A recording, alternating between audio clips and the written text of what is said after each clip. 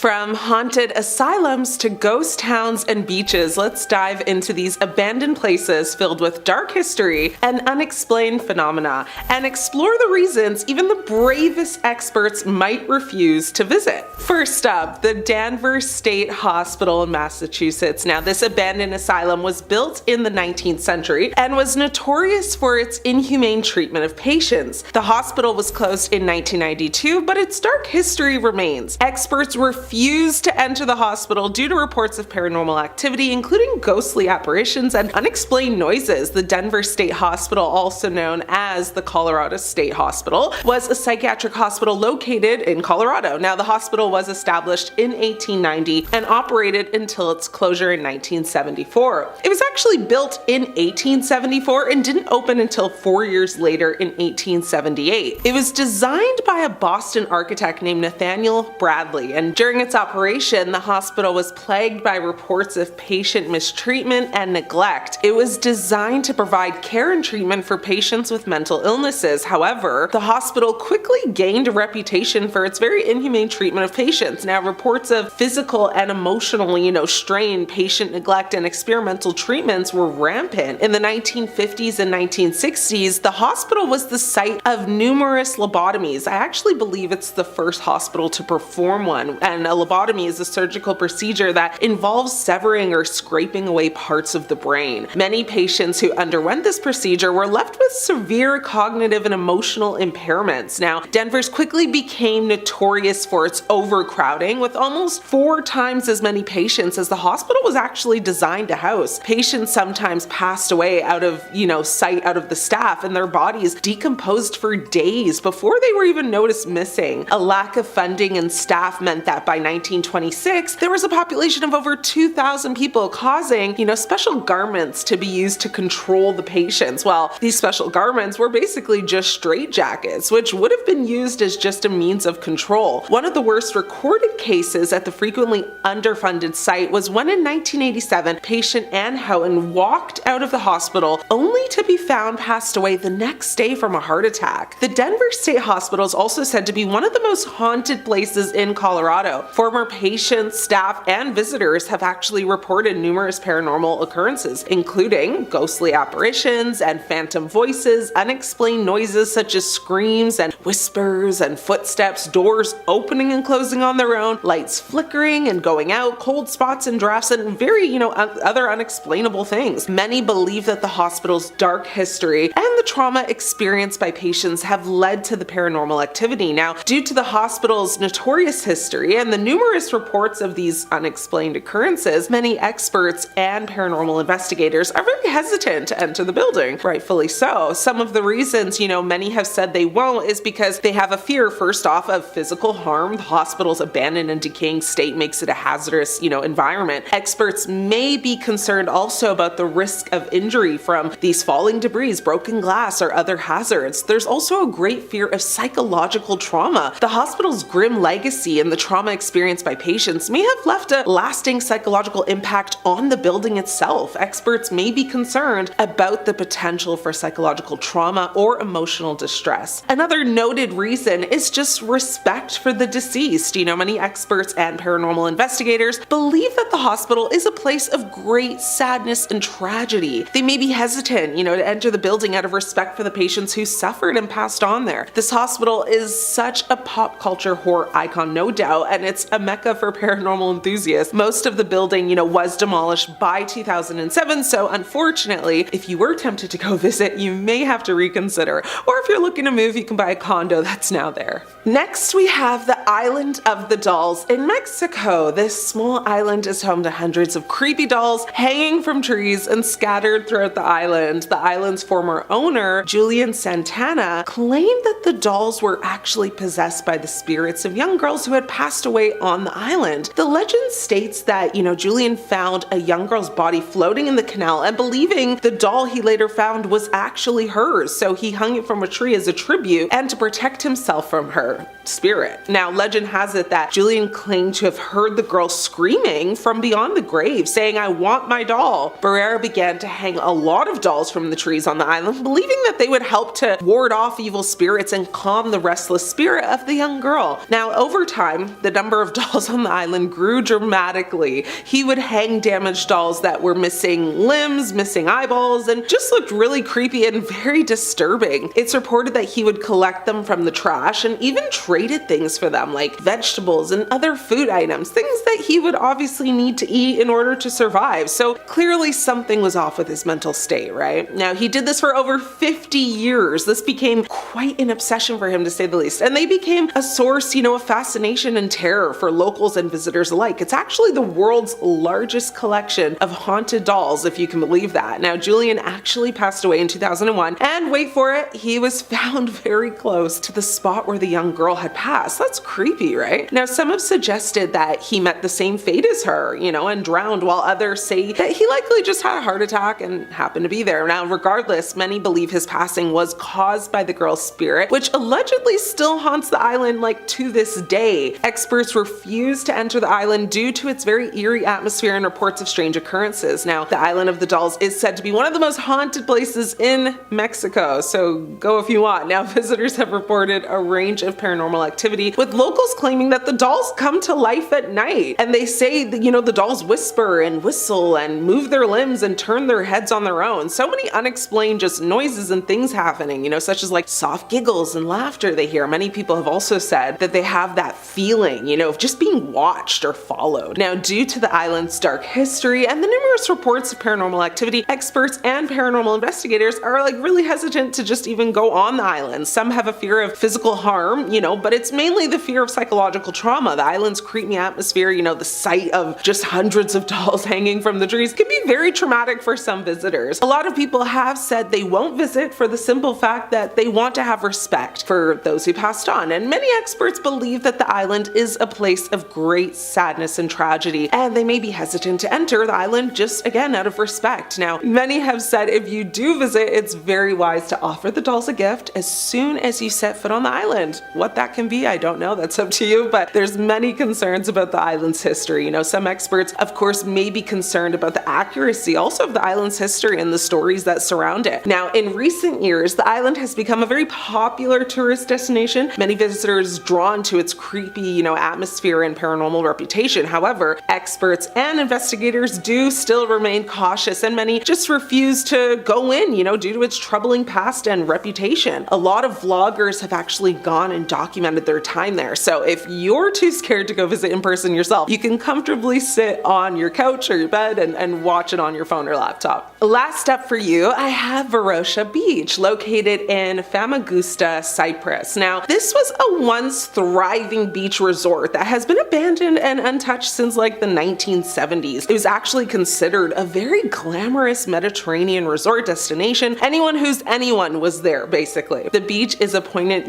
reminder of just the island's tumultuous past and the ongoing conflict between Greece and Turkey. Varosha Beach, believe it or not, was once the most popular tourist destination, attracting visitors from literally all over the world, including a lot of celebrities. The beach was known for its pristine waters, golden sand, and very vibrant nightlife. However, in 1974, the Turkish military invaded Cyprus, and the beach was basically abandoned overnight. The Turkish military took control of the beach and the surrounding area, declaring it a military zone. The beach was fenced off and access was restricted. The once thriving resort was left to decay, with buildings crumbling and vegetation, overgrowing the streets. The town is basically completely off limits and guarded by the military. However, in 2020, some roads and some parts of the beach were actually opened up to tourists, but the beach is a ghost town with buildings standing completely empty and decaying. The streets are just, again, overgrown with vegetation, and the once pristine beach is littered with debris. Now, despite it being somewhat available to enter, even experts aren't rushing to head over. Due to the beach's history and current state, many experts and researchers are very hesitant to just enter the area because of the military restrictions. The beach is still a military zone and access to certain parts is still restricted, so what's the point? But experts may not be able to obtain permission to enter these restricted areas, so again, they don't really feel the need. There's also safety concerns. The beach is in a state of disrepair with buildings that are unstable and basically falling over, and experts may be concerned also about the risk of injury or accident because of that. Now, there's also preservation concerns. The beach is a unique and important historical site. Experts may be concerned about the potential disruption of the site and the loss of historical artifacts. Some have also said they won't enter because of political sensitivities. The beach is a very sensitive topic in the ongoing conflict between Greece and Turkey. Experts may be hesitant to enter the area due to concerns about the political repercussions. Now, some claims of it being haunted have also circulated. Stories of it being taken over by spirits have circulated, which has made even the most daring person very hesitant to give it a visit. People who grew up near Stull, Kansas swear they've seen something crawl out of the abandoned well behind the old church, something with horns, crawling on all fours, dragging its claws through the dirt, and the terrifying part, well, every single eyewitness story sounds the same. No contradictions, no exaggerations, just the same creature, the same smell of sulfur, and the same sense that the ground itself was alive. Welcome to Stull Cemetery, one of the most infamous gateways to hell in America. It's a title it didn't earn through TikTok ghost hunters or clickbait documentaries. No, this reputation goes back over a century, and it's rooted in real newspaper reports, police records, and decades of local warnings. The original church that was built in the 1860s was already feared by settlers who said the structure was built on cursed land. The ground was used earlier by German immigrants who performed very strange burial rituals, and before them, the region was known to local tribes for a wind demon that supposedly lived underground. But the story that made Stull infamous happened in 1974 when students from the University of Kansas published reports claiming that the devil himself appears in the cemetery twice a year, once on Halloween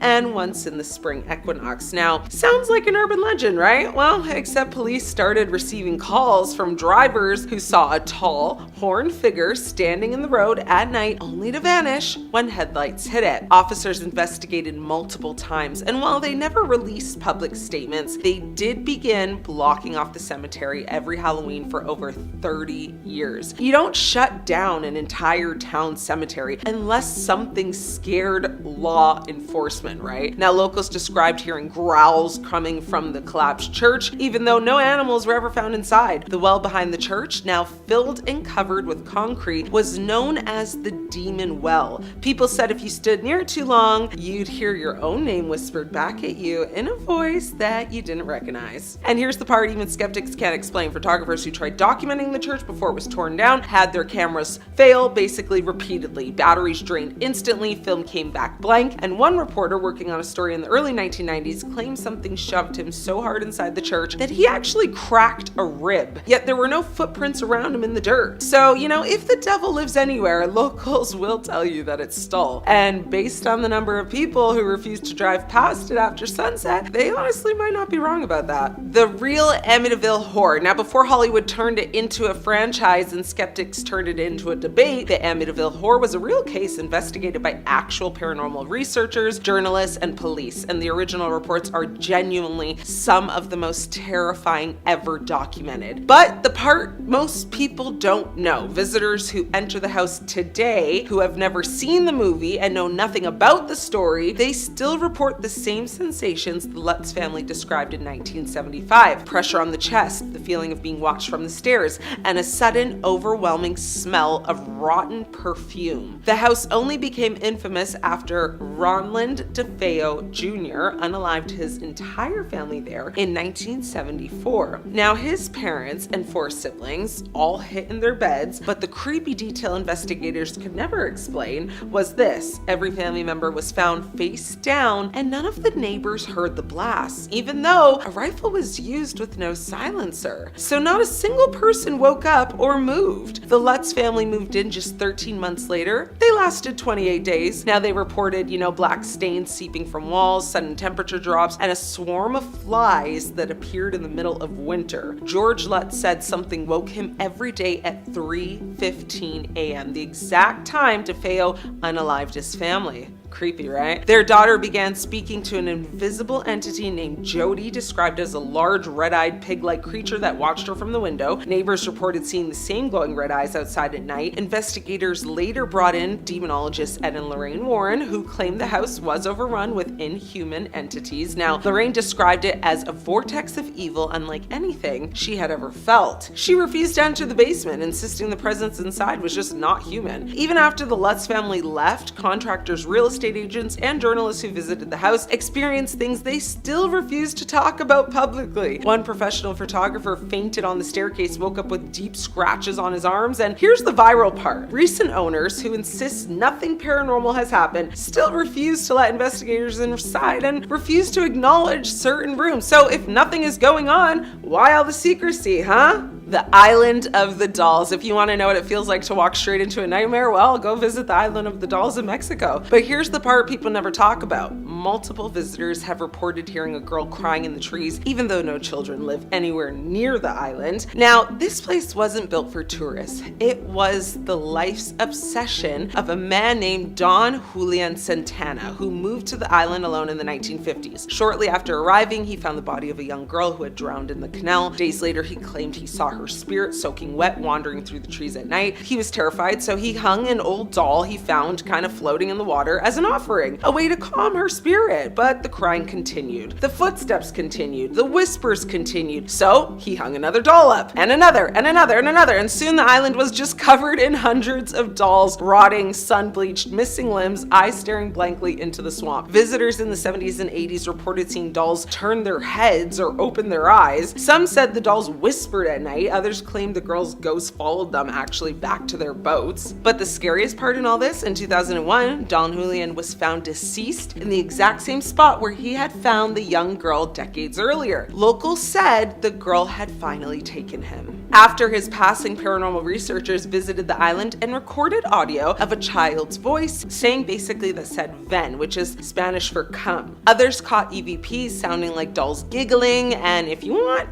the truly haunting detail, some investigators left with bite marks on their legs, even though no animals were present. The Wendigo Cave of Northern Ontario. If you believe demons only haunt old houses or creepy cemeteries, you're wrong. Northern Ontario has a story for you. Now, this is one that native tribes were telling long before colonizers ever arrived, and it starts with the kind of creature that doesn't just scare you, it hunts you. Deep in the forests of the Canadian Shield sits a mining region known as Wendigo Mine. Now, named because workers reported seeing a tall skeletal creature with glowing eyes watching them from the tree line. This wasn't folklore to them. These were miners who physically described the same thing without ever speaking to each other. The legend of the Wendigo comes from the Algonquin tribes, who believed a demonic spirit could possess a person through hunger, isolation, or grief, turning them into a violent, cannibalistic creature with an insatiable appetite. But the version haunting the mine wasn't spiritual. Miners claimed it was real and physical. Throughout the early 1900s, workers reported missing tools, strange claw marks in the tunnels, voices calling their names from deep shafts that had already collapsed, and several miners were found deceased in sections of the mines with no signs of injury, just pure terror frozen on their faces. One diary entry from 1911 described a creature as tall as the support beams, with ribs sticking out of its chest and a mouth too wide to be human. Another wrote that the creature would mimic the voices of lost miners to lure others deeper into the dark. Now, by 1920, the mine was abandoned. The remaining workers refused to go underground after 3 men disappeared in a single week, and their bodies were never found, by the way. When modern explorers visited the site, they report hearing growls, footsteps, clicking sounds, echoes throughout the tunnels, something known in, indigenous lore as the Wendigo's hunting call. The Hoia Baciu forest in Romania. Now, if hell has a forest, it's in Romania. Now, this forest, often called the Bermuda Triangle of Transylvania, has terrified soldiers, hikers, scientists, and even paranormal researchers who refuse to ever return. It all began with a girl who vanished in the woods, only to reappear 5 years later without aging a single day. That story is real. Police documented it. A young girl disappeared while playing near the tree line in the 1960s. Search teams basically combed the forest for weeks and found nothing. Then 5 years later, she walked out. Same dress, same hairstyle, same age, completely unaware that any time had passed. After that event, the forest became a hotspot for the impossible. Visitors report feeling watched by something intelligent and hostile. Electronics malfunction instantly. Trees grow unnaturally twisted, like they're kind of recoiling away from something in the center of the forest. The strangest location is a perfect circle of deceased vegetation called the clearing where nothing grows, no grass, no moss, not even weeds. Soil samples have been studied repeatedly. Scientists found no logical explanation for why a perfect sphere of nature is deceased while everything around it thrives. Romanian locals refuse to enter after dark, swearing the forest contains non-human entities. People hear giggling, screaming, footsteps, something that sounds like heavy breathing just inches behind them. Multiple hikers report arriving at one side of the forest and then, after walking in a straight line, reappearing at the exact place they started, as if the forest folded space around them. And the truly demonic detail, well, visitors often return to their cars with scratches, deep, long scratches, some arranged in 3 claw marks, a pattern associated with demonic attacks throughout multiple religions. The Screaming Tunnel in Ontario, Canada. If you think ghosts are quiet, sad little souls floating around in white sheets, think again. This haunting isn't just heard, it screams back. And it happens in a cold stone tunnel under a rural railroad line near Niagara Falls, Ontario. A tunnel so haunted that people have been physically attacked inside it on camera. The Screaming Tunnel is one of Canada's most disturbing legends, but unlike most folklore, this one has footage, real, shaky, terrifying footage captured by hikers, ghost hunters, and teenage thrill seekers who've returned from the tunnel changed. Built in the early 1900s, the tunnel was originally a drainage passage for the Grand Trunk Railway, but over time, it picked up a reputation so terrifying that even locals refused to go near it at night. Ask them why, and they'll tell you the story. A girl once ran into the tunnel to escape a fire, her clothes burning, her lungs filling with smoke. She passed away inside the tunnel, and now they say if you light a match inside, her scream shatters the silence as her spirit relives her last moments. A scary story, sure, but that doesn't explain what happened on October 14, 2015, when a paranormal investigation channel filmed inside the tunnel and captured a scream so powerful and clear that experts later analyzed the audio and ruled it out that it was human. No joke. Audio technicians analyzed the waveform of this scream basically captured in the tunnel and concluded the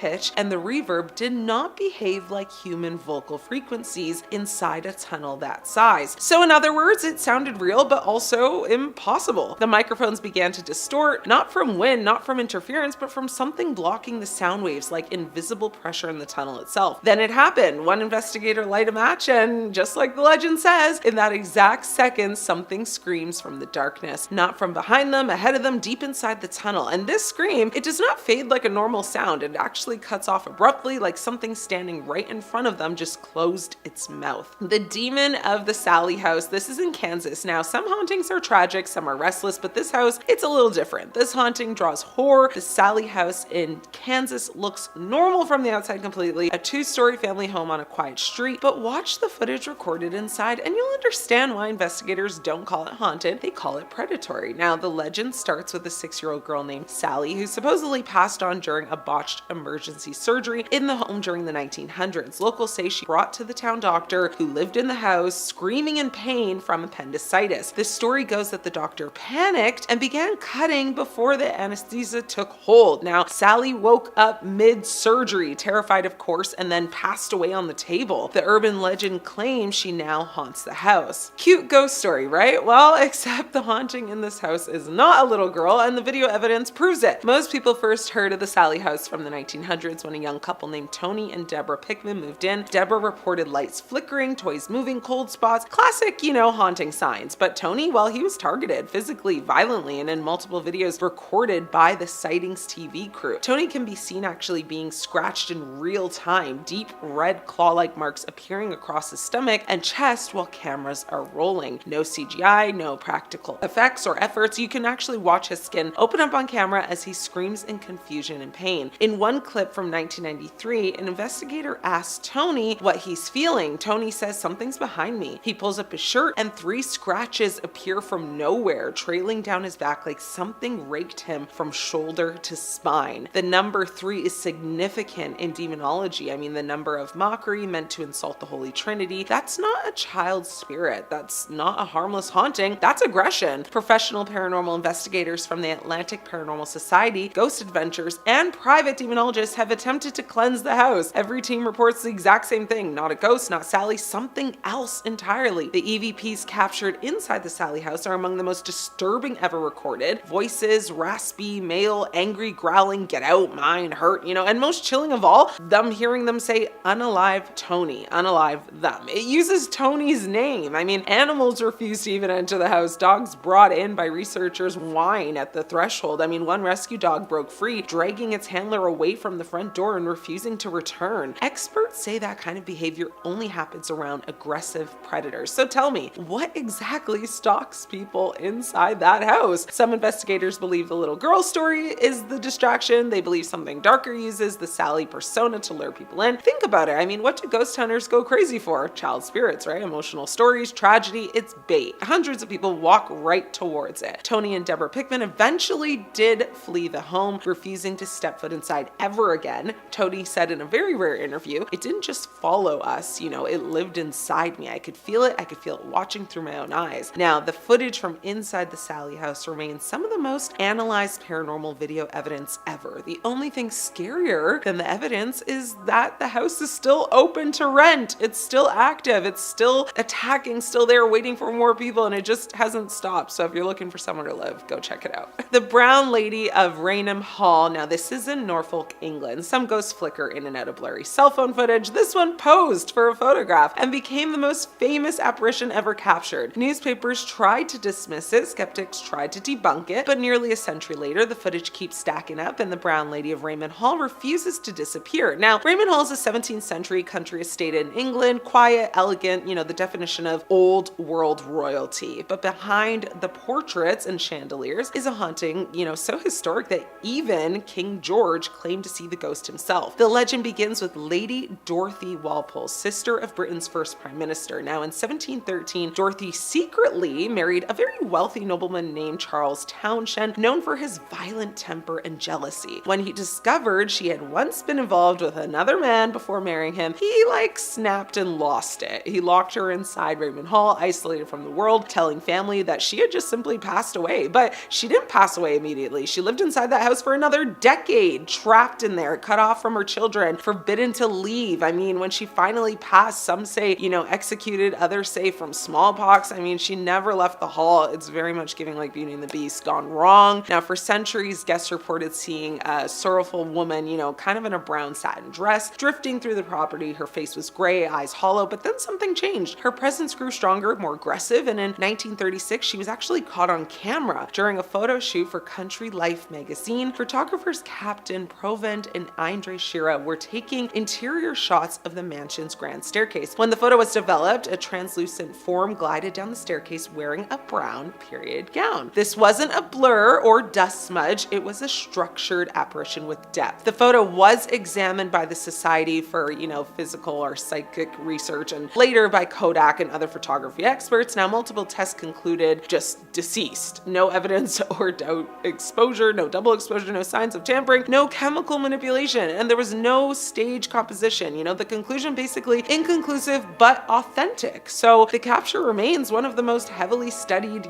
ghost photos in the world. But whatever happened in that house, Dorothy is still there, so none of that worked, and it's clear she does not want visitors. The Monte Cristo homestead, this is in New South Wales, Australia. Australia has its fair share of haunted spots, of course, old asylums, decaying theaters, battlefields, but nothing compares to the Monte Cristo homestead. Now, locals call it the house that breathes hate, basically, and the footage from inside proves that description is an exaggeration. Built in 1885 on a hill overlooking the small town of Junee, the Monte Cristo homestead looks like the picture of colonial wealth. Iron lace balconies, grand staircases, the kind of architecture that whispers, old money. But its history reads like something torn from a horror novel, a string of passings, cruelty, and very dark rituals that seem to have soaked into the walls. When Christopher Crawley built this mansion, he was already known for ruthless business dealings. Town workers said he treated servants like property. There were whispers that those who crossed him simply vanished. Now, after Crawley passed away suddenly of poisoning of some sort, his widow locked herself in the house, draping every window in black fabric and refusing to step outside for the rest of her life. She read the Bible every day, start to finish, for 40 years until she passed away sitting in the same chair. The pages open in her lap. You can't make this up. Now, visitors swear swear that chair still moves on its own when you say her name. But here's where it gets darker. A maid supposedly fell to her demise from the upstairs balcony, pushed, according to witnesses. A stable boy was burned alive in a barn fire, and his screams echo throughout the valley. I mean, a mentally disabled servant named Harold was also chained to the caretaker's cottage for years and eventually found deceased, curled on the floor. I mean, each time the house changed owners, more tragedies followed. And now, well, the footage, paranormal teams have actually captured light anomalies, footsteps, also disembodied voices, the usual. But the videos that keep surfacing online, well, they go beyond orbs and flickers. They show intelligence. In one clip from 2012, a woman walks through the upstairs hall holding an EMF meter. As she passes the nursery, the meter spikes into the red and the baby carriage in the room moves forward by itself. It doesn't roll downhill because the floor is flat. It's as if something invisible gave it a quick shove. Now, in another video, a cameraman filming an empty corridor screams and drops the camera. When the footage is recovered, a black figure in a Victorian dress can be seen at the end of the hall, head tilted and, hands folded in front of her chest. The figure stays still until the camera shakes and then vanishes. No fade, no blur, just gone. Repeat visitors are treated differently. One psychic claims that on her second visit, she heard her own name whispered in her ear, and another reported being shoved down the stairs as well after she taunted the ghost of Mrs. Crawley. I mean, the push was so strong, she actually broke her wrist. So yeah, locals say the house isn't haunted by one spirit, it's cursed by all of them. And a psychic team from Sydney once spent a night conducting an EVP session around 3 a.m. One of their cameras filmed shadows crawling up the walls, moving opposite the direction of the light source. I mean, the next morning, that same investigator actually woke up with claw marks across his ribs. Even skeptics admit that the Monte Cristo footage is disturbing. The current owners run,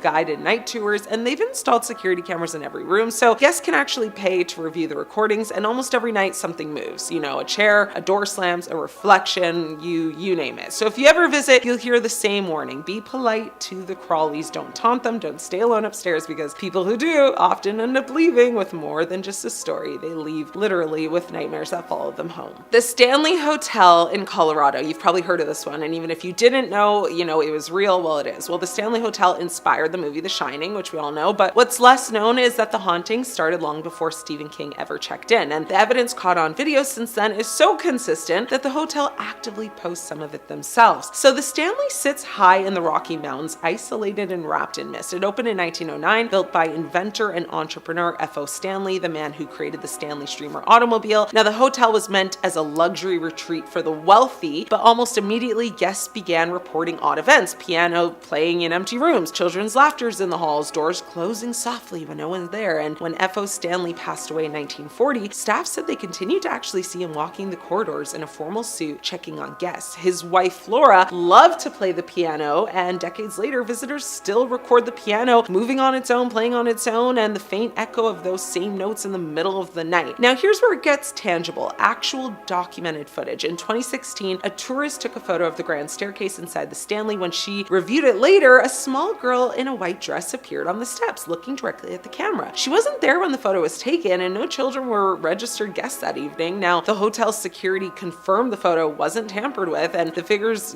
outline is crisp. It's proportionate and partially translucent. Another piece of viral footage from 2021 shows a shadow figure crossing the lobby just before midnight, and the motion sensor camera recorded a dark mass gliding from left to right, triggering the lights. The manager checked the feed. No one entered or left at the time, and no light source could have caused the shadow. So guests staying in room 217, the same room that inspired, Stephen King's nightmare, reports, that lights are turning on and off, and women's voices telling them to tidy up. I mean, that spirit is believed to be Elizabeth Wilson, a housekeeper who survived an explosion in that room in 1911. She was blown through the floor, broke both ankles, and still returned to work after recovering. I mean, guests say she tucks them in at night even, adjusts their covers, and locks the doors from the inside. Yet, some of the most convincing proof doesn't come from amateurs, it does come from the professionals as well. During one session, thermal cameras captured two bright orbs hovering inches above the piano keys. Then, the piano lid lifted by itself, no fishing line, no wind. The footage aired unedited. So the Stanley staff doesn't deny any of this. They embrace it. I mean, they've set up their own cameras, and they see curtains, shifting in empty rooms and people walking by. Even King's own experience here is chilling. I mean, during his stay, he dreamt his son was running down the long empty hall screaming as if he was chased by a fire hose that had come to life. He woke up drenched in sweat, and the next morning, he wrote The Shining. So at the Stanley Hotel, you don't need to believe in ghosts. You just need to spend one night listening, and the house promise will make you believe. Number 5. The Lexington. If you're a Texas native, then you probably don't need much introduction to the USS Lexington. Formerly known as the Blue Ghost, the decommissioned aircraft carrier now stands as a museum, and it's thought by some to hold a lot more than some old war relics and stories. It might just contain some old souls who've never quite left its service. The museum's director of operations, Charles Russell, claims that the museum receives hundreds upon hundreds of reports of supernatural and inexplicable activity and sightings every single year. Most famous among them is a benevolent ghost dressed in a sailor's uniform who aids guests in finding their way around the ship before vanishing back into the air. He describes one particularly vivid encounter with a spirit inhabiting his office where, after losing 6 pens over the course of a week, he found all of them arranged perfectly, laying side by side in front of his keyboard. He reassures visitors that the spirits who live aboard the Lexington are playful, not frightful. They're more like Casper in that regard, I guess. Other stories tell sightings and reports of hearing lost souls running for cover after a torpedo attack, describing running sounds and other strange noises in the hangar bay. The paranormal tour guide aboard the Lexington describes it as, this was their home and they don't want to go anywhere else. I kinda get it, you know? I'd want to live on an aircraft carrier, that seems pretty cool. I'd try to swing that as long as I could. Like most purportedly haunted locations, if finding something spooky in the cold steel of the Lexington truly interests you, the museum offers a paranormal investigation tour, where guests can spend the night with their own equipment in the hopes of finding someone to trip up your EVP meter. And if that ain't enough for you and you're looking for something spooky from the confines of your own home, well, we can hook you up with that real easy. Click through on Top 5 Scary, because we've got loads of videos about haunted spots, ghosts, ghouls, goblins, aliens, cryptids, conspiracies, and just about anything freaky you can think up. Stay subscribed, stay scared, but, you know, stay watching this video as well, okay?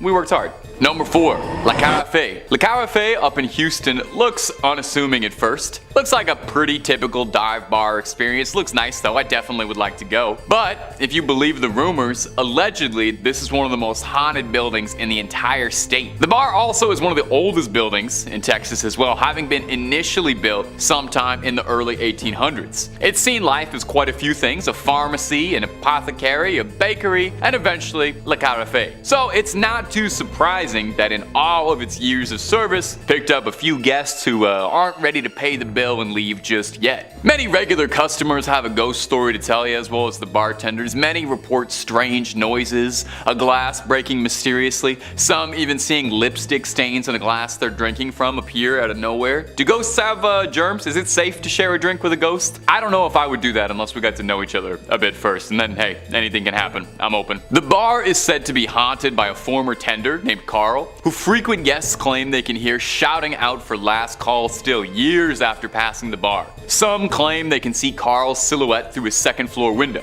Another ghost said to haunt the premises is the Lady in White, who supposedly pushed attractive women down the stairs. Hardly a way to get them to like you, let me tell you from experience. She's thought to be the ghost of a woman who ran a cat house near the Carafe. Believers say that they see orbs and mist in photos and feel cold spots all over. I guess you could say they serve up more than one kind of spirits.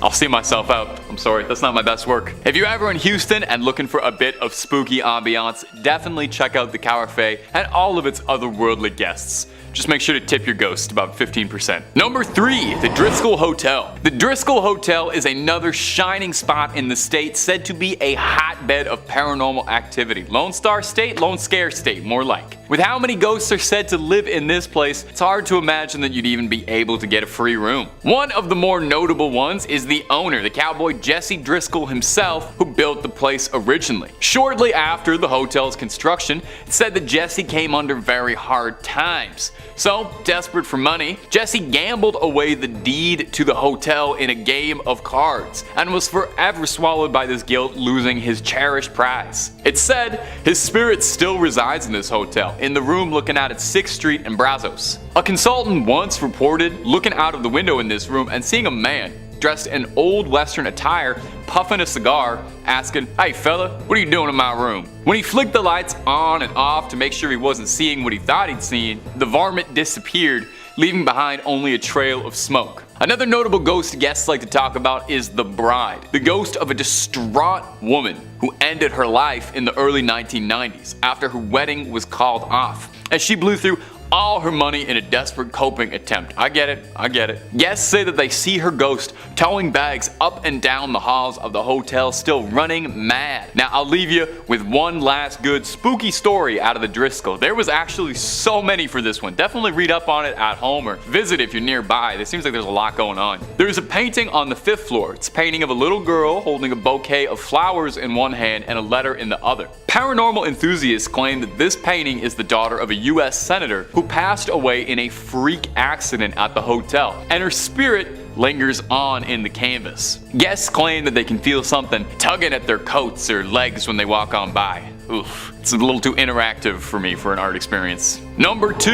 the Oakwood Cemetery. I gotta say, a cemetery is a pretty classical location for something haunted to be happening. I think we all sort of suspect most cemeteries are haunted as is. I mean, a couple thousand dead bodies all buried underneath the same plot makes my hair stand on end. I said I was gonna try not to do a southern drawl, but I swear it's coming on naturally. I'm sorry. Oakwood Cemetery in particular is well known as a haunted spot to those who believe. It was established sometime in the 1850s, though it's thought that earlier settlers were laid to rest there too. With 23,000 souls resting there, it's no surprise that there is a litany of spooky stories amongst the tombstones. Take a listen to some of the more notable ones I dug up for you. One in particular that gets retold is that of Eula Phillips, a young woman who was struck fatally with an axe on Christmas Eve. Not that there's ever a good day for that, but that's a pretty bad one. Her husband was found guilty, only to be exonerated later when it turned out that there was a series of victims all around the same area matching her profile. 8 others who all fell victim to this is unbelievable that any newspaper ever printed this name, the Servant Girl Annihilator. I cannot believe they named him that. I've actually featured him in a video before. I can't quite remember the title of it, but click through on every single top 5 scary video until you find it. There are some theorists who suspect the Servant Girl Annihilator and the infamous Jack the Ripper are one and the same, and that guy just could not get enough traveling from country to country. Some local residents claim that Eula's ghost roams the cemetery, lost, afraid, and panicked, unable to come to terms with the vile means of her death. Another very notable ghost is that of Susanna Dickinson. When Lopez de Santa Anna attacked the Alamo, Susanna and her kin were brought into the garrison. The dust cleared and the battle was over, and Susanna met with Santa Anna, where he offered to take her and her children back to Mexico, but she declined, knowing it might even cost her her life. Surprised, Santa Anna spared her, and her account of the Alamo was crucial to understanding and remembering what happened there. Susanna was buried at a plot in Oakwood, and visitors say she constantly appears to strangers, telling her stories all these years on, still remembering the Alamo. And number 1, Yorktown Memorial Hospital. About 80 miles southeast of San Antonio is Yorktown, a small community with a population that barely exceeds a couple thousand. Probably a good reason for that, because if the legends are to be believed, the hauntings at the Yorktown Memorial Hospital might be keeping people away. The hospital was built in 1951, where it operated for a bit, and was eventually took over by the Felician Sisters of the Roman Catholic Church, who kept the place running until late 1986 when it was abandoned, where it still sits today, almost as if nothing's happened. It looks like everybody just packed up and left. It's said that over 2,000 people call Yorktown their final resting spot, with 500 of those all occurring during the small tenure of the nuns running the hospital. These days, of course, the hospital's sickly lime green walls don't really see a lot of patients. Mostly just ghost hunters and seekers of the paranormal looking for something lurking left behind. And if the stories are true, this place is filled with restless ghosts. Explorers report everything from disembodied voices to sounds of wheelchairs creaking, mysterious flashes of lights, orbs, mists, cold chills, you know, the usual who's who greatest hits of haunted spots. Now, you don't even need to be told this place is haunted to worry about it. I mean, just look at it. The place looks like it's straight out of Silent Hill, down to the rusted pipes and leaky hallways, but don't fret, no, there are ghosts. One in particular is that of a late surgeon, one Leon Norirski. He was infamous around the hospital for his sloppy handiwork, and was said to have lost a number of patients in his time, and his spirit as such has been cursed to wander the facilities endlessly. Keeps writing terrifying messages on the wall, but no one can read them because he's a doctor. That's not my best work. I'm really sorry. Some of these should have stayed on the writing board. Another infamous ghost is that of Sallie, a young girl who's said to still live in the hospital's halls, heard happily playing, jovially dancing around, and even asking explorers to read her favorite story when she encounters them. I hope someone takes her up on that. Not me though, nothing personal. I just have like a policy about not reading stories to ghosts. the Darvaza gas crater in Turkmenistan, now also famously known as the Door to Hell. This fiery crater has been burning since 1971 after a Soviet drilling mishap. The story goes that the crater was formed after a natural gas drilling rig. Now, Turkmenistan has the 4th largest reserves of natural gas in the world, and it collapsed into an underground cavern back in 1971. Worried that methane gas would spread to the neighboring villages and cause issues, Soviet scientists set it on fire, expecting it to burn out within a few weeks. Over 4 decades later, it is still very much burning. The decision to ignite the gas to prevent methane spread led to an inferno that continues today. Now, its eerie glow in the Karakum Desert has made it a tourist attraction and a symbol of human error meeting natural forces. It's alleged that if you stand close to the edge, if you're brave enough of course, you can look down into the crater and see hundreds of flames erupting with great force from where the gas actually escapes. You can also get blasted with very hot air depending on how the wind, changes direction, and the noises, as you might expect, akin to that of a blowtorch. Though there is no smoke, it is natural gas after all.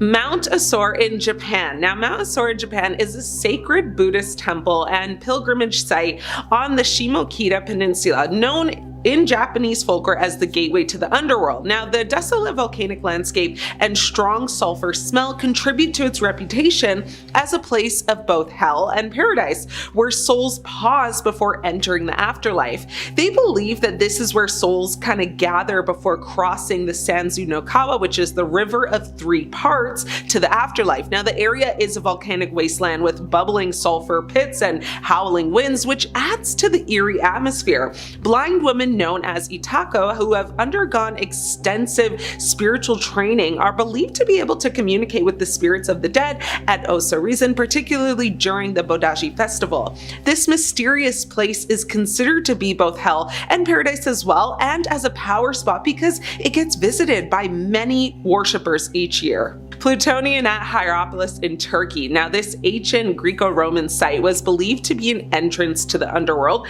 dedicated to Pluto, the god of the dead. It is a site believed to be the gate to hell in Greco-Roman mythology. Now, it's a cave-like grotto where a high concentration of carbon dioxide emitted from a fissure in the Earth's surface made it deadly. The site was once believed to be a portal to the underworld where souls were taken by Charon, the mythical ferryman. Now, the Plutonium, also known as Pluto's Gate or Plutonium, was a shrine dedicated to Pluto, the Roman god of the underworld, and it was believed to be a gateway to Hades, the Greek underworld where the deceased resided. Now, pilgrims would make sacrifices to Pluto at the Plutonium and would enter in order to experience hallucinations, believing that the spirits of the sacrificed animals would be carried into the underworld. Now, scholars believe, though, that the sacrifices were performed at dawn to maximize the effect of the deadly gas. An ancient Greek historian who visited the Plutonium at Hierapolis about 2,000 years ago recorded that the priests could even place their heads within the gate to hell and suffer no ill effects. Lake Avernus in Italy. Situated near Naples, this volcanic crater lake was considered by the Romans as the entrance to Hades. Its name derives from the Greek word for birdless, as birds were said to avoid the toxic fumes. Virgil's Aeneid describes Aeneas' descent into the underworld through a cave near this lake. The lake was associated with the Cumaean Sibyl, whose grotto and sanctuary were located nearby, and the grove of Hecate, a goddess associated with the underworld. During Roman times, Lake Avernus was transformed into a naval base, Portus Julius, by Agrippa. Now, the lake is located within a volcanic crater, and its sulfurous vapors contributed to the belief that it was the entrance to hell. The boundary between fact and fable at Lake Averno is intriguingly indistinct because a nexus where reason and myth overlap. Now, even the genius of Galileo Galilei, fortified by meticulous research and mathematical kind of prowess, theorized that Dante's Inferno entrance lay by this lake. Now, it was also open that the shadowed woods, Dante penned were in truth the dense forest encircling Lake Averno, stretching as far as the Solfatario of Pozzoli. Hekla volcano located in Iceland. Hekla volcano in Iceland is Iceland's most feared volcano and famously known as the gateway to hell due to its history of explosive eruptions and the supernatural tales that have actually grown around it. It's said to be haunted by souls of the lost, and during the Middle Ages, Hekla's frequent eruptions and fiery displays fueled legends of it being a portal to the underworld. Locals have spoken about shadowy figures appearing and spirits that are actually trapped between the living world and the afterlife. Now, legends described witches meeting with the devil actually on its summit. Legends claim that souls of the condemned traveled through Hekla's crater on their way to hell, and that witches met with the devil on its summit. Now, birds flying near the summit were thought to be souls entering or leaving hell. The volcano's unpredictable nature with violent eruption, and ash clouds likely fueled these beliefs. Hekla is one of Iceland's most active volcanoes with over 20 eruptions since 1210. Its explosive nature and unpredictable eruptions further contributed to the gateway of hell imagery. Now, despite its fearsome reputation, Hekla remains a very popular hiking and climbing destination, and its volcanic activity is closely monitored. So, the gateway to hell myth has become part of Iceland's cultural heritage, kind of carved into stories that continue to intrigue visitors to this day. Stull Cemetery in Kansas, USA. Now, this apparently is the devil's favorite place on earth. Stull Cemetery has been the center of urban legends involving satanic rituals and a gateway to hell. The cemetery in Stull is most known for a portal to hell that the devil allegedly comes through twice a year. Travel editor Brock Wilbur said in a review, while the rumors sound outlandish, he said, the ruins of a nearby church and architecture, have people half believing that it is true. Stories from other locals also claim that the devil appears here twice, and a hidden staircase actually apparently leads directly to the underworld. There's lots of people online who have posted their experiences at Stull Cemetery and what they've noticed. Many people have claimed they saw the devil come up from the ground, and apparently during Halloween, police have to actually have it seriously shut down because so many people, especially young adults, try to go in there, I'm guessing to host like seances or something, but apparently that's when the devil himself comes out to play and treats the cemetery as his playground. People have seen shadows, heard footsteps, weird noises, you name it. Either way, there's a lot of talk and buzz about this place, and while largely debunked, the legend does persist, attracting a lot of curiosity and caution. Seven Gates of Hell in Pennsylvania, USA. Now, the Seven Gates of Hell is an urban legend in York County involving seven gates in a wooded area of Pelham Township. The legend suggests that passing through all seven gates will lead you to hell. There are two main versions of this legend, one about a burned down asylum, and apparently the patients were inside, and a search party built seven gates around the area to try and capture the patients that escaped the fire, but then allegedly attacked the patients to their demise. And so these tormented souls continue to haunt the ground. And the other legend is actually about an eccentric doctor who built the gates to keep out trespassers. While the location is a popular tourist spot, it's privately owned and visitors may face trespassing charges, so don't go. In Pelham Township, legends speak, of these seven gates, and those who pass through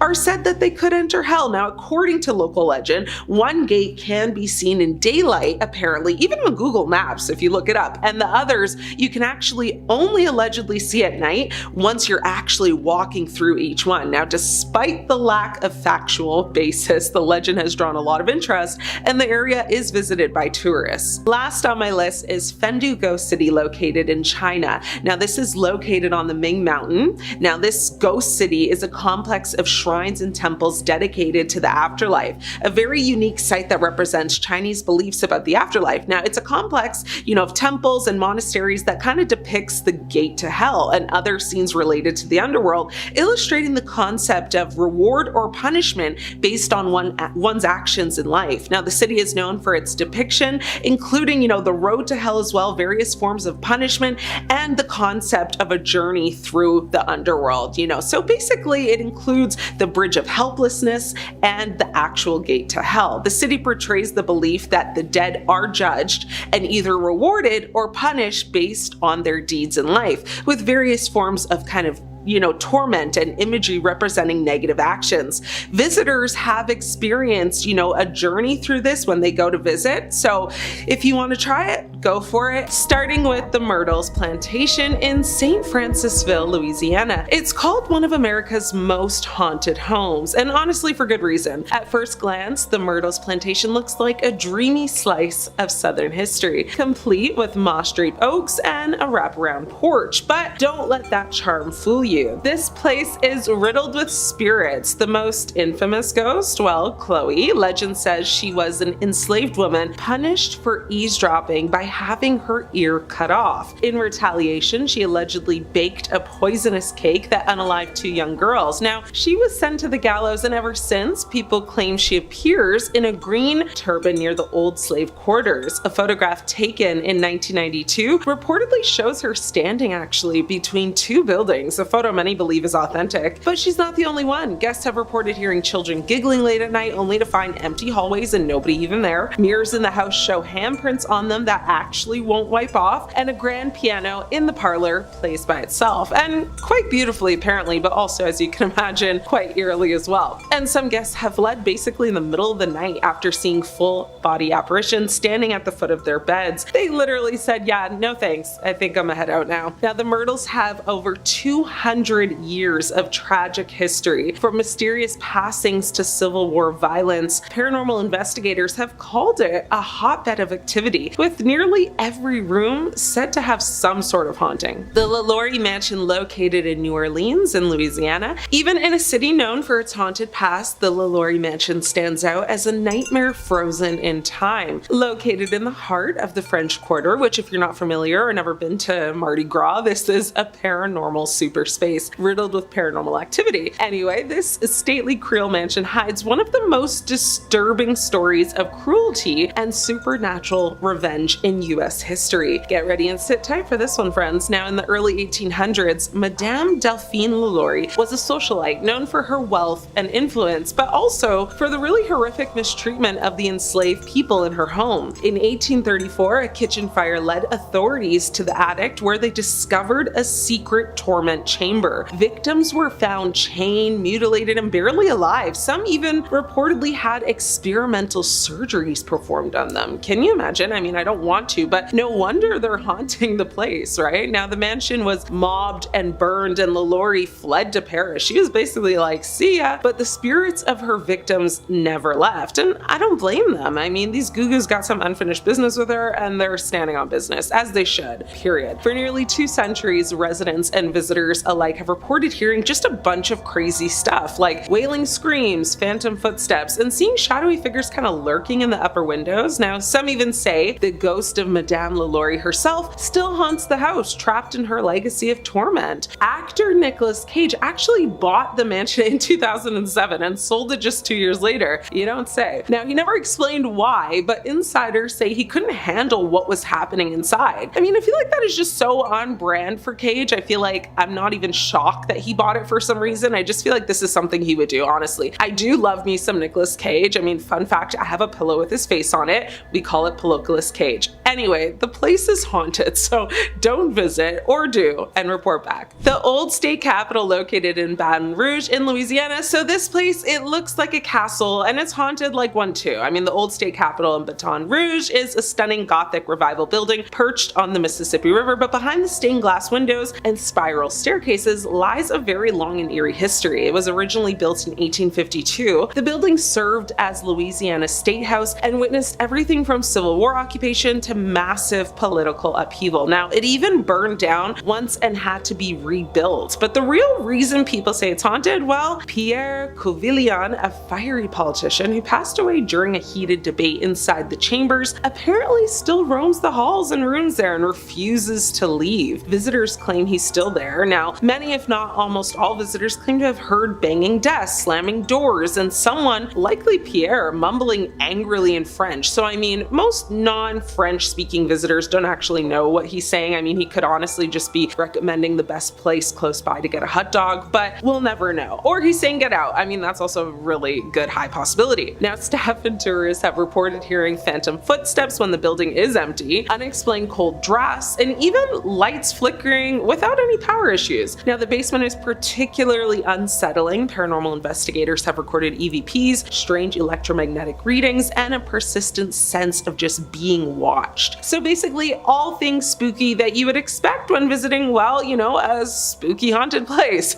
If there's a checklist, this place ticks off every single box. It's now a museum, but employees refuse to work there alone after dark. I don't blame them. I mean, some claim the building itself seems to breathe, like it's alive and angry. I mean, that's kind of terrifying terrifying in itself. I don't want to go anywhere where a building is breathing. Like, what? Would you visit this place? Let me know. The DeRidder Jail, located in DeRidder, Louisiana. Locals call it the hanging jail, and the name itself, isn't just for show. In 1928, 2 men convicted of executing a taxi driver were sent to the scaffold right inside the jail to be taken out, which was, at the time, a very rare and brutal public execution that set the tone for the building's eerie legacy. Now, the jail was built in 1914 and has been abandoned for decades, but investigators and visitors swear it's anything but empty. Cold spots, disembodied voices, ghostly apparitions have been reported throughout the decaying cells. Now, some visitors say they hear a woman weeping softly near cell number 3, despite the jail never having housed any female inmates. So my guess would be like a widow, maybe a girlfriend, a mother. I don't know. I'm just trying to run through like what would make the most sense as to why a woman would go and hang out there, but whatever. The actual hanging chamber remains intact, complete with the original trapdoor and lever. Now, paranormal groups have documented strange electromagnetic spikes in the gallows room and caught shadowy figures darting across camera lenses. So imagine, if you will, like a typical jump scare in your favorite scary movie.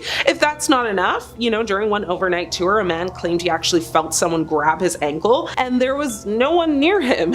Another visitor collapsed in the gallows room, later saying she felt like someone was trying to pull her down with them. Oh my god, the horror, just imagine. Now remind me to never go visit there. I'm good on that one, thanks. St. Louis Cemetery number 1 in New Orleans, Louisiana. Now, New Orleans has plenty of haunted cemeteries, as you'd imagine, but St. Louis Cemetery number 1, founded in 1789, is the crown jewel of the departed. It's the final resting place of Marie Laveau, the infamous voodoo queen, whose power still terrifies skeptics and believers alike. Speaking on this queen, in case you don't know anything at all about her, well, she was a real historical figure, a big deal, a Creole woman who practiced a mix of, Catholicism and voodoo in the 1800s and was known for her healing, spiritual readings, as well as rumored curses. Now, since her passing in 1881, people claim to have seen her wandering between the tombs, wearing a red and white headscarf and clutching a snake. Very specific and also very creepy, right? Visitors leave, offerings as a way to appease her and basically hope she doesn't attack them or curse them. I mean, many people leave like lipstick, rum, coins, etc. And they also do this though to ask for favors, but disrespect her grave and it's said she'll follow you. Like, not just around the premises, no, she'll follow you home. One tourist reportedly kicked over an offering and later woke up at home with scratch marks on his back and bruises in the shape of fingers. Even seasoned tour guides refused to walk certain rows alone. Other graves in the cemetery also hold secrets. Phantom figures are seen peeking out from behind tombs, and multiple guests have caught orbs and strange mists on camera, especially around dusk. Now, this place sounds like something straight out of my nightmares. Eastern State Penitentiary in Philadelphia, USA. This penitentiary is often described as a scary and haunted place, both for its dark history and reported paranormal activity. It's known for its creepy atmosphere and unsettling history of brutal punishments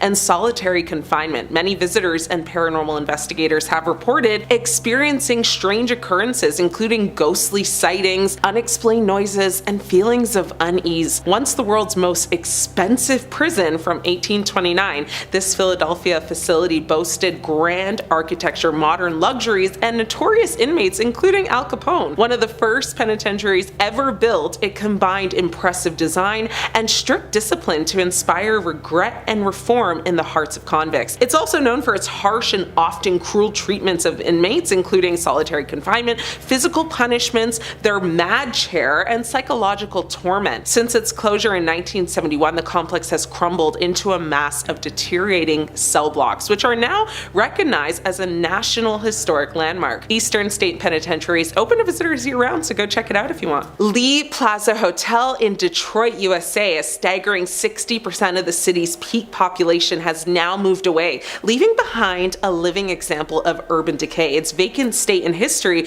contribute to its reputation for being eerie and potentially really scary. The formerly luxurious Lee Plaza Hotel stands windowless and exposed. It is just one of Detroit's many abandoned places that mark the shocking decline of a major American city. Once at the center of a booming motor industry, the successive blows of economic recessions, competition from overseas, and race riots chipped away at Detroit's early prosperity. Winchester Mystery House in California, USA, a number of employees and a few visitors claim to have crossed paths with Clyde, a mustached man sometimes seen pushing a wheelbarrow in the basement or trying to repair the fireplace in the ballroom. Then there are the gentle tugs of shirts or skirts during tours, and the report from longtime maintenance worker Denny. It's safe to say this place is really haunted. Although damaged in the 1906 earthquake, the house is open to visitors who can actually explore the 160 surviving rooms. Eccentric and extravagant, this Victoria mansion in California is a maze of dead ends,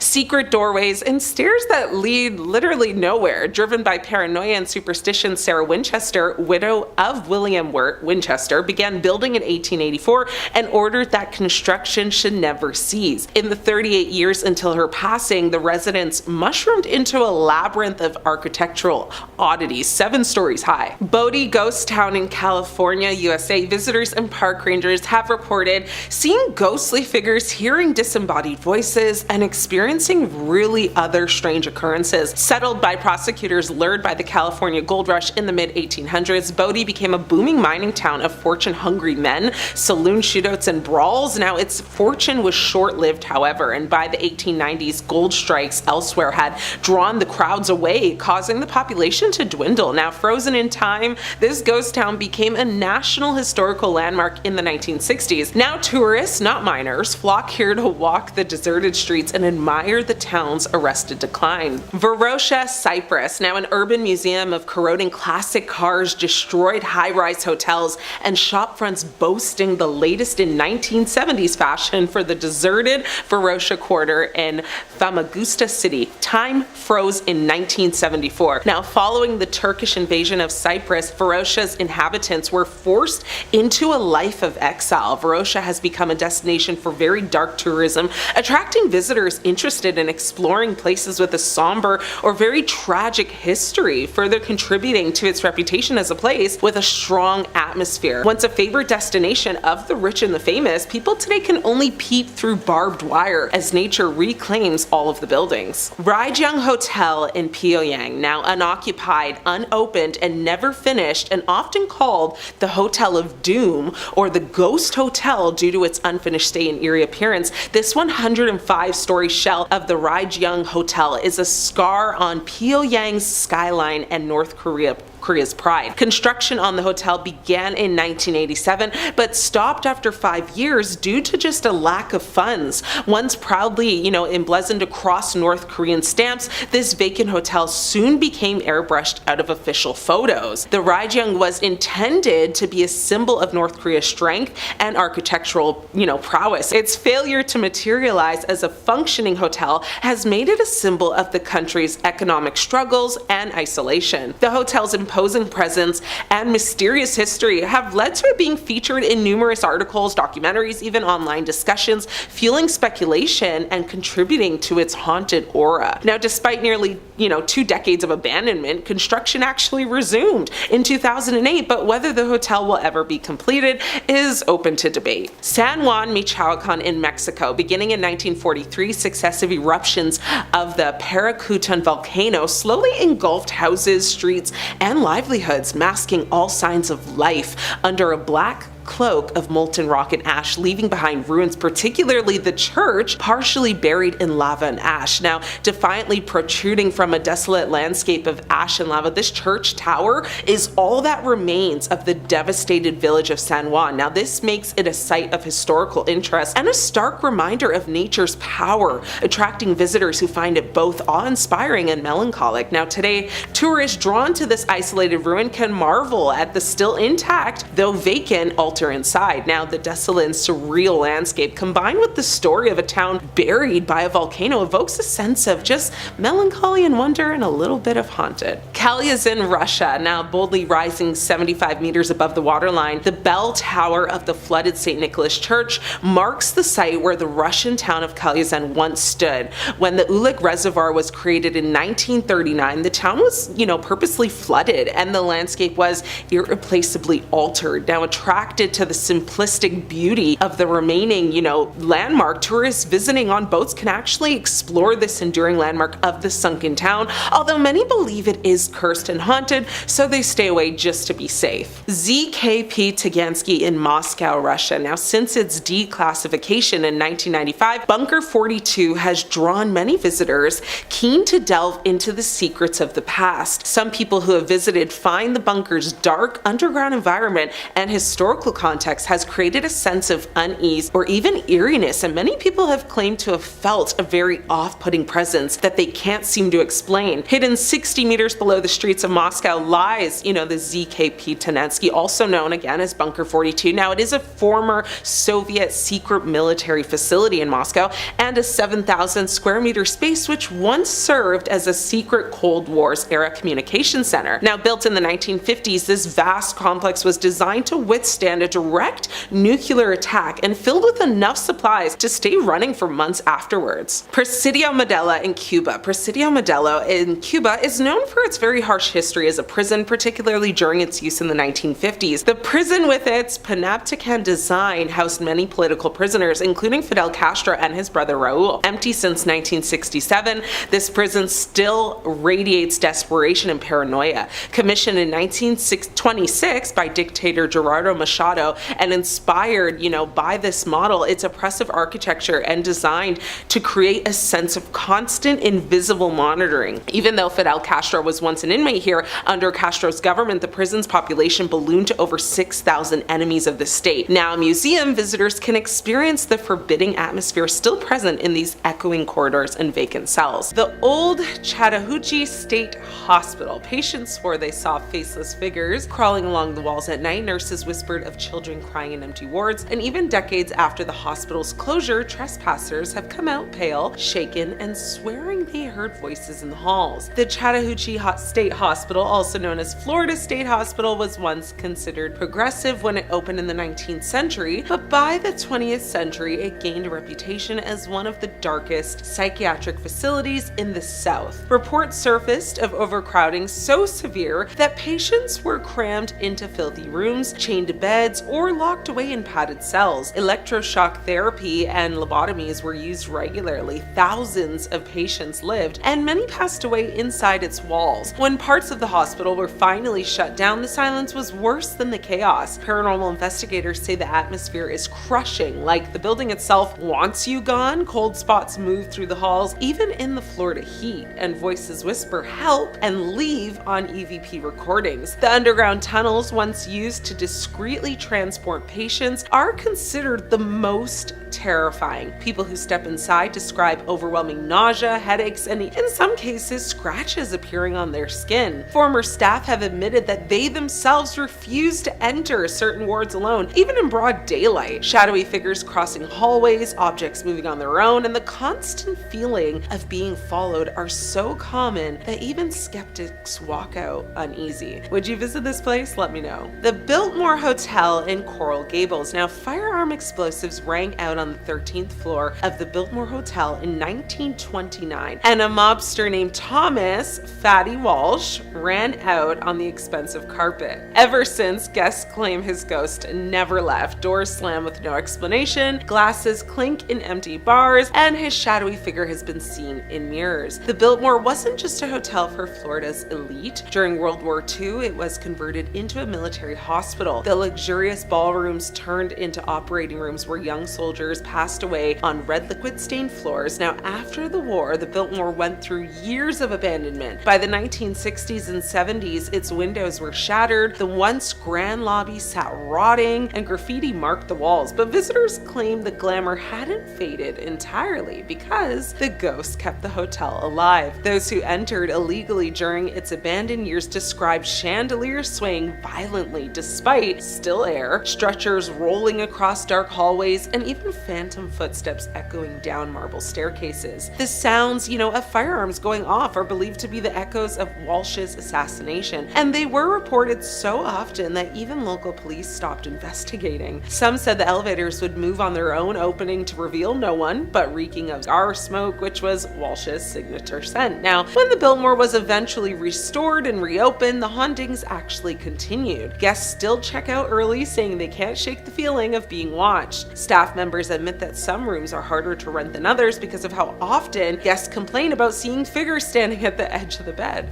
That's terrifying. The Devil's School in Jacksonville. Now, they call it the Devil's School for a reason. Teens dared each other to break inside only to come running out screaming. Stories spread of a headless janitor who still roams the halls, children's screams echoing from the burned out basement, and satanic rituals performed inside the gymnasium. The real name of the school was Annie Lytle Elementary, built in 1917. Now, when it first opened, it was a proud, grand building with arched windows and a reputation as one of Jacksonville's most impressive schools. But by the 1960s, it had fallen into disrepair. Now, the neighborhood deteriorated, attendance dropped, and eventually the school was just shuttered. Now, once the children were gone, that's when the legends began. Locals whispered about satanic cults meeting there, and graffiti of, pentagrams and strange symbols appeared overnight. Homeless squatters claimed they were chased out by unseen forces. Fires broke out inside with no explanation at all, leading some to believe the building itself was just cursed. Paranormal investigators captured EVP recordings of children's laughter and cries for help despite the building being empty for decades. Urban explorers describe a sense of just suffocation the moment they step inside. Now, the windows are shattered, trees grow through cracks in the roof, and the smell of mold mixes with something more metallic, something like dried red liquid. Now, cameras malfunction regularly, batteries drain instantly, and even seasoned ghost hunters refuse to enter the basement, where the atmosphere is said to be just completely unbearable. Now, some say the spirits are the children who once studied there, trapped by tragedy. Others insist something darker moved in, maybe after their abandonment. Either way, the Devil's School has earned its reputation, clearly, as one of Florida's most haunted ruins. The Dozier School for Boys. Now, few abandoned places in Florida carry a history as horrifying as the Dozier School for Boys. Now, survivors describe it as a nightmare of attacks, torment, and demise. And when the truth was uncovered, investigators found nearly 100 bodies buried in hidden graves there. The school operated for more than 100 years in Marianna, Florida. It was actually meant to be a reform school, a place where troubled boys could be rehabilitated. Instead, it became infamous for brutal,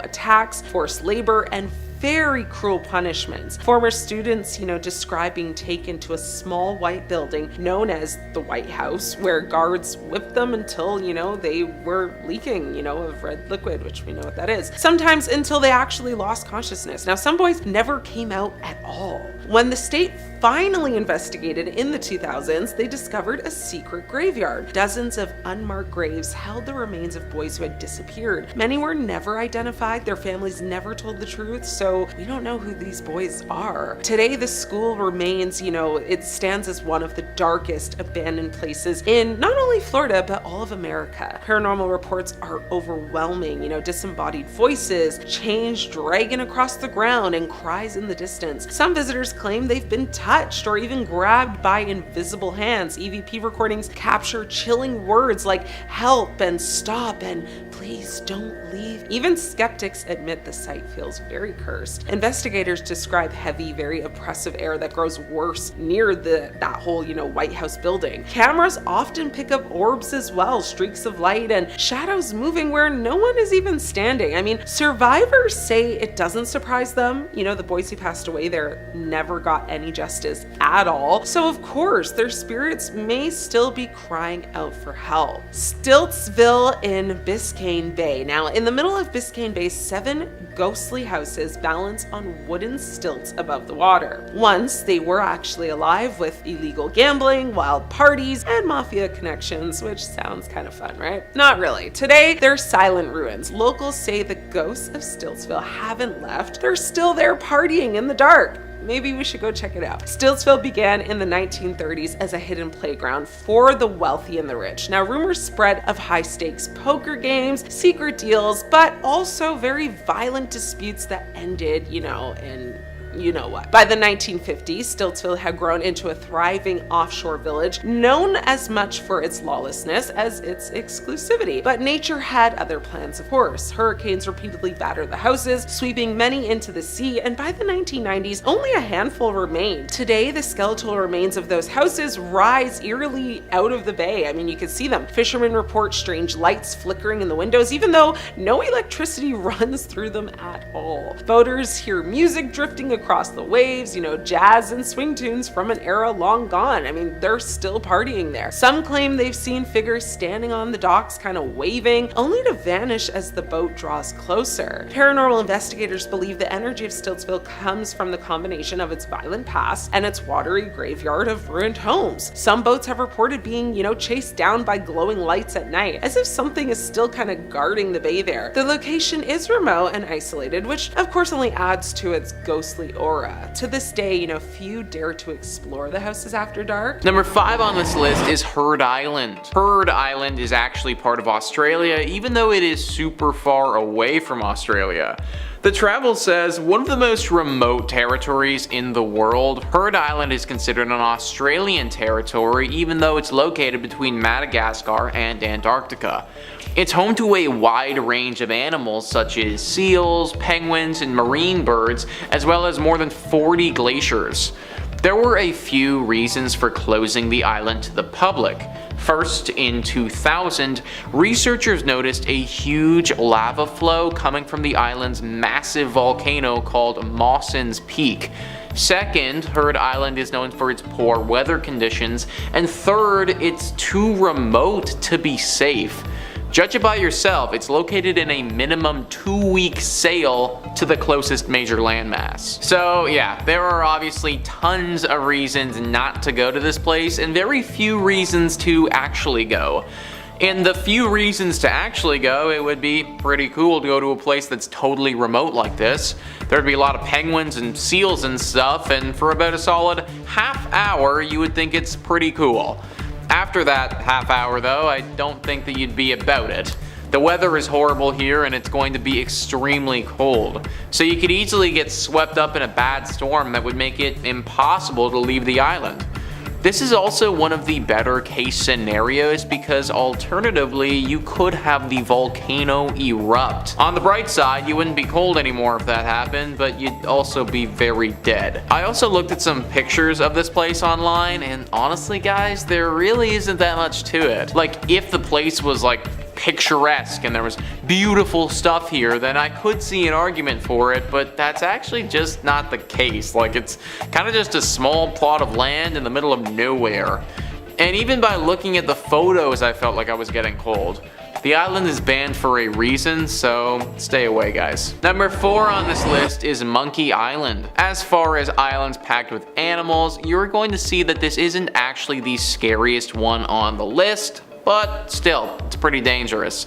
The Travel says a colony of approximately 4,000 rhesus monkeys live on Morgan Island, South Carolina, due to which it was nicknamed as Monkey Island.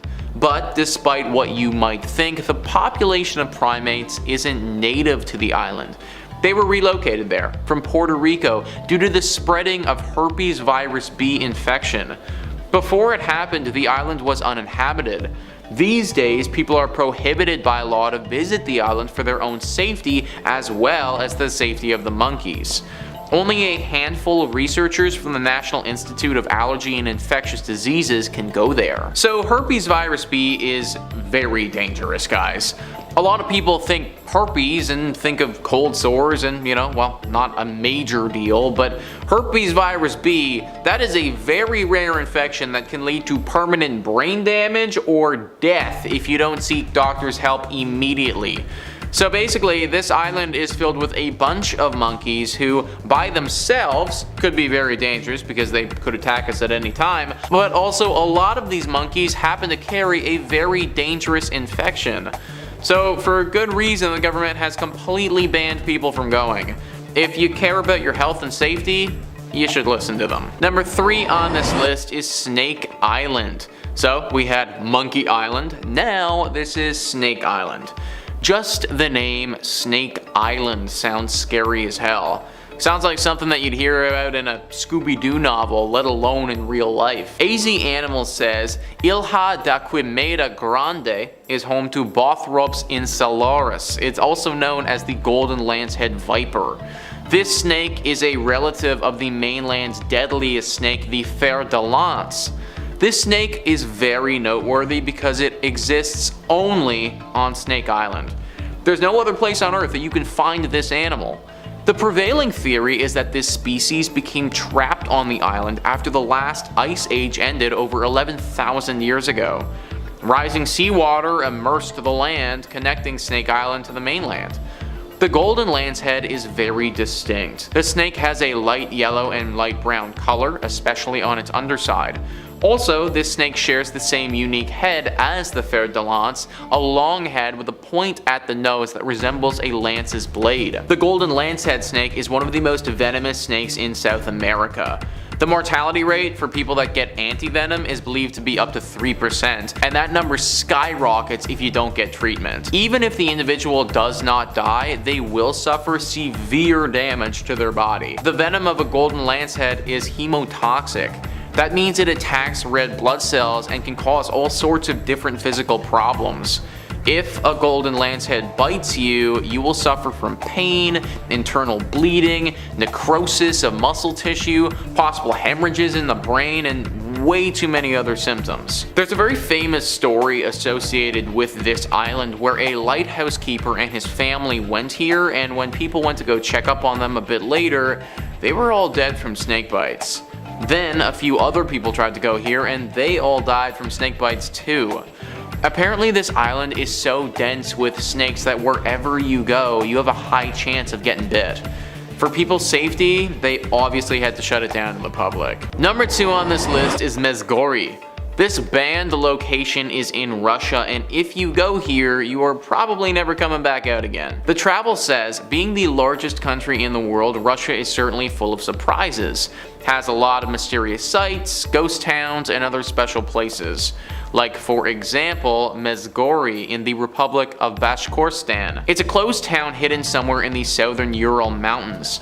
To keep off anyone who wants to penetrate into the town or even come close to it, it's encircled by 2 battalions. It's not 100% clear what this area is and why it's surrounded, but it's got a lot of secrecy. According to most believable reports, it's a nuclear missile site that allegedly has automatic missiles that can be controlled remotely. But since government officials don't comment anything on it, we still can't be sure what's going on there. Man, you already know that if you go anywhere close to this secret Russian base, that it is guaranteed to be the last thing you do.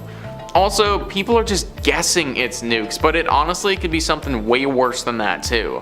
Like this could totally be some evil human crossbreeding mutation lab or something like that. Or a place where they're just developing like super secret advanced weaponry that's just too crazy to comprehend. Whatever they are truly doing here, none of us will ever be allowed to find out because it is thoroughly off limits. And number 1 on this list is Poveglia. Poveglia is an island in Italy that has seen its fair share of death and tragedy. Mental Floss says Poveglia in Italy is deserted today, but it's been said that over the years 160,000 people have lived and died there.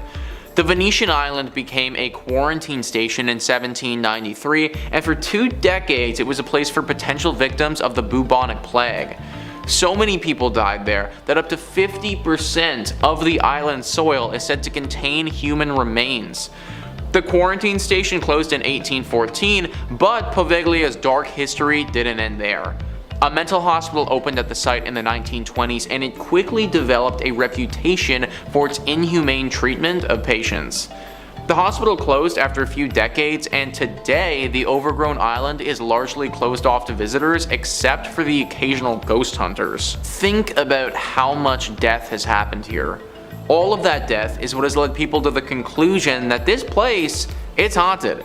And not just a little bit haunted, like I am talking deeply haunted. I mean, half the time that you take a step, you're gonna be walking over someone's dead body. This is just bound to be a spot of paranormal activity. The government has rightfully shut this place down. Unless you're a professional ghost hunter, you should not be visiting Poveglia. Number 5 on this list is Goody Cole. Now Goody Cole is a little interesting because today she is not a physical witch, but the ghost of her former witch-like self. Back in the 1600s in Hampton in the United States, Goody Cole lived with her older husband at the time. Once 1656 rolled around though, she didn't live with him anymore. Goody Cole was arrested and found guilty of witchcraft. It was said that she had a mumbling habit, looked extremely witch-like, and also also had some animal-related deaths tracked back to her in what would have been used for apparent rituals. It was also said that she was capable of turning herself into an animal and would often do so to disguise herself and trick others. When she was arrested, she was treated extremely poorly, often tortured, starved, and this whole process went on for years. After 6 years of this, she petitioned to be released so that she could support her husband, who was close to death at the time. The court agreed that they would let her do this, but she had to pay a sizable fee that she obviously didn't have access to because she was in jail. Her husband eventually died alone without the support of his wife, something that was said to eat at Goody's conscience continually. Now, the manner of Goody Cole's death is sort of up in the air. Some say that she was stabbed with a stake for being a witch. Others say that she was finally released, but she was so old that she died in her home alone soon after, whereas some people say that she just died in prison. But one thing's for certain, Goody Cole was so unhappy with the people of Hampton actually that she never left. Many people in the area have reported in the older parts of town that they still see a dark, shadowy figure resembling an old woman. A phantom all in white that stalks people through the streets and can be seen in the windows looking down upon you as you walk through the city. People believe that this witch won't cause you any harm, but her goal is to make you feel as ostracized as possible, the exact way that she was made to feel back when she was still living. Number 4 on this list are the Boo Hags. Typically associated with the haunting of the coastal plains of South Carolina, it should be noted that there's no reason to believe that they could only be limited to this area, but there has been a large amount of activity of them here. Now, I should also note that the jury is still a little bit out on if these creatures are exclusively witches or exclusively vampires. I think that the truth of the matter is probably a horrifying mixture of both. Legend says that the Boo Hag needs to get sustenance from a person's breath, and that's how they sustain themselves. This action is somewhat similar to how the Dementors act in Harry Potter, but still with some notable differences. For starters, a Boo Hag is a fleshy creature that does not have any skin of its own. Therefore, it is simply a red tendon-esque humanoid being. Because they don't have any skin of their own, they will often steal the skin of their victims and fit it to their bodies until that skin inevitably deteriorates. The action of sucking someone's breath isn't as simple as my Harry Potter example either. Typically, once a Boo Hag finds a suitable victim, they will stalk that individual back to their home and wait until they're sleeping. Once they're passed out, the Boo Hag will break into their home and straddle the person who is asleep. This action is referred to by locals as a riding from a Boo Hag. Now, if the person wakes during this process and struggles, they will steal your skin and leave you for dead, but oftentimes you don't even realize that this is happening to you. They will suck your energy and it will put you into a deep catatonic-like state. After they've gotten their necessary energy, they'll leave you alone, and you'll wake the next morning feeling drowsy, most likely, not even realizing that you were ridden from a Boo Hag. Number 3 on this list is the White Witch of the Rose Hall Plantation in Jamaica. The Rose Hall Plantation is near Montego Bay. However, the witch in question is the ghost of a witch named Annie Palmer, and Annie Palmer wasn't from Jamaica at all. In fact, Annie Palmer spent most of her life in Haiti. She was born there and lived there with her parents for quite some time until they sadly passed away due to yellow fever. Afterwards, she was adopted by a witch who wasn't shy in passing her gifts on to young Annie. Regularly practicing witchcraft and voodoo, Annie soon became a strong witch in her own right. After she grew up, she moved to Jamaica and married John Palmer, taking his last name. Now, this is where things get a little bit crazy though. Annie murdered John Palmer. Then she got married again and murdered that husband. And then she got married again and murdered that husband. You'd think that these guys would have recognized that marrying Annie might not have been the best idea, but I guess love just conquers all. Annie didn't stop with her husbands though. She murdered countless slaves that worked on that plantation. This was right up until she was murdered herself by a slave named Taku. The people back then attempted to perform a voodoo ritual on this witch, not wanting to have her ever return again. However, it didn't work the way that they intended it to. The voodoo ritual actually trapped her at this location, and now she's said to be forever haunting the Rose Hall on Montego Bay. People have seen her ghost before, and they've heard screaming coming from nothing. The vision of a woman in white will appear sometimes, and it is said that if you stay at this plantation too long, then some deep misfortune will fall upon you or your family. So beware. Number 2 on this list is Jenny Greenteeth. Jenny Greenteeth is a witch in British folklore that is said to haunt the waters of Lancashire Lancashire, Cheshire, and Shropshire. I know, it's a lot of shires. Jenny is a river witch and lives in the rivers of these areas looking for victims to drag down with her. As you'd imagine, with a name like Green Teeth, her appearance is pretty grotesque. Green algae-like hair, a wrinkled witchy face, skin that is the same color as a bog, and a weird fleshy exterior. Jenny is certainly not a looker. But I suppose it doesn't matter a whole lot, as she uses the swamp like water and pond scum to mask her appearance so you can't see her beneath the filth. The origin of Jenny Greenteeth is still up for debate, but the bare bones of the tale are pretty consistent. Jenny was a girl in a local British town who was the victim to some heavy bullying. One day when she was at her job getting water from the well, somebody yelled at her that they hope she falls in and dies. Well, that's exactly what happened. Her spirit manifested as Jenny Greenteeth, this old hag who now haunts the waters in this area. Jenny is not simply a harmless witch either. She preys on people, specifically children that get too close to the water. Sometimes she will try to lure them towards the riverbank by calling out to them or singing a tune where no one can figure out where it's coming from. Now, this tactic is one that we've talked about on this channel before with the Utah water babies and is very successful. She lunges her hand out and grabs them, dragging them into the water where they will drown and never be seen again. This water witch is known by all the locals in the area, with everyone having some slightly different adaptations to the legend. General consensus though, if you hear someone singing from the rivers of Britain,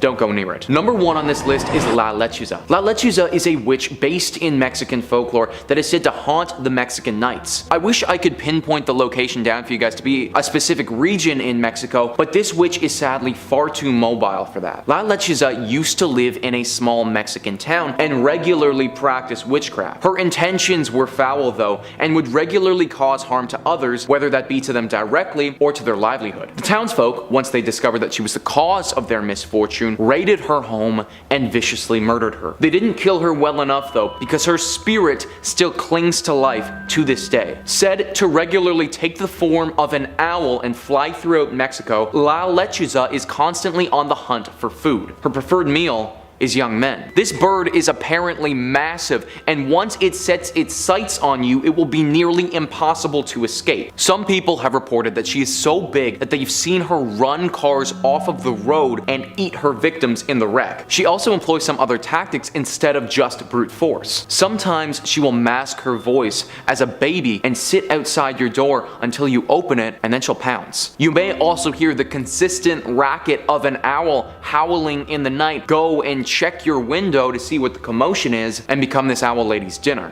Basically, she is a giant owl that you can't run from, you can't beat in a fight, and is also able to outwit you with some strange tactics. She haunts all of Mexico, and you just need to hope that if you were there, she doesn't pick you to be her next meal.